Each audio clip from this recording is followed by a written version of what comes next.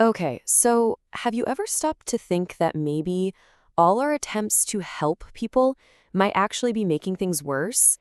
Today, we are diving into a really fascinating and frankly pretty challenging perspective from our source material.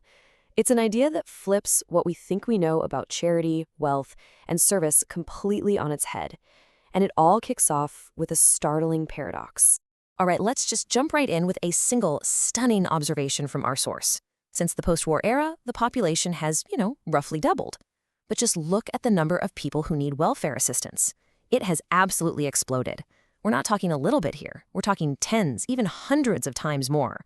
We are giving more help than at any point in history, yet the need for that help is growing like crazy. So, what's going on? And that really is the core question of this whole explainer, isn't it? Why does it seem like the more we help, the more need we create? Well, according to the source, this isn't some tragic accident. Nope.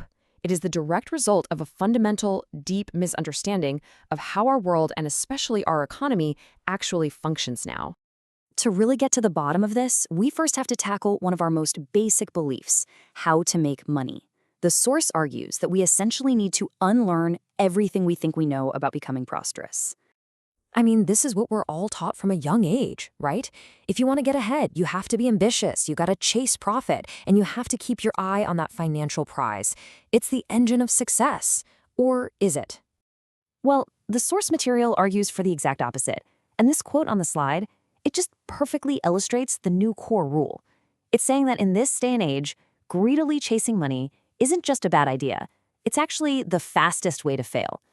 The entire focus has to shift away from the money itself. So you see the pivot here? It's a total shift in perspective. In the old way, money was the goal, and that often led to sloppy, rushed, incorrect work. But in this new way of thinking, the work is the goal. When you just focus on doing the task in front of you and doing it correctly with integrity, the resources you need, the money, it just follows. It becomes a byproduct of excellence, not the sole reason you're even trying. Okay, so you're probably asking why? Why this huge shift? The source offers a really compelling answer by looking at the core motivations, what it calls the justification of different generations. Essentially, what was the big purpose that was driving them? Now, this is where it gets really interesting. The theory here is that success is a reward for having a specific kind of motivation. The source argues that the post-war generation had this big, public-facing goal: my family will never starve. And for that, they were rewarded with wealth. The next generation, they pursued knowledge and ideals, and they were rewarded with wisdom. But today, a purely private goal, like I want to buy a house, is seen as simple greed under these new rules. And so, it's not rewarded in the same way. And this is a perfect example of that mismatch in action. You had this whole generation that pursued knowledge, and for that, they were rewarded with wisdom. But the source claims that when they then tried to pivot and just chase money, they were going against their own inherent nature. It's like they were playing a game that they weren't designed to win, which is why the financial struggle can feel so real for them. So all of this builds into our third point, a really radical redefinition of what it even means to be of service to others.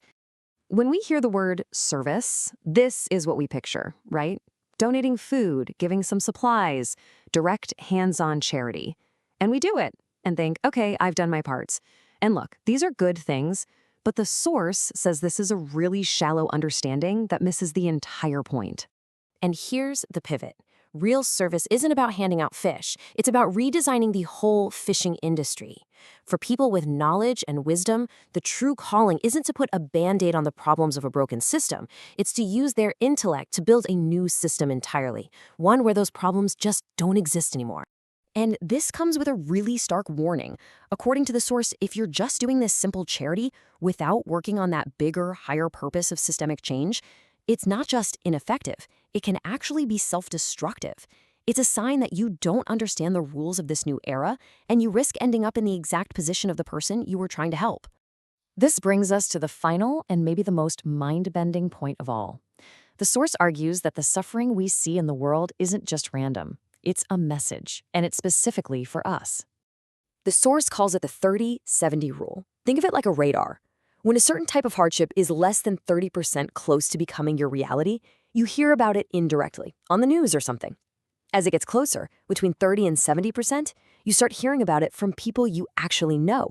But when it crosses that 70% threshold, that's when you encounter it face to face. You meet the person, you're at the place. So the whole point is this. The world isn't just showing you a problem to solve out of the goodness of your heart. According to this theory, it's actually showing you a mirror of your own approaching future. The specific suffering you encounter is a direct warning that you are on a path to experience that very same thing yourself. And that is the provocative question this whole perspective leaves us with. When you see hardship, is your first instinct to just offer a simple handout?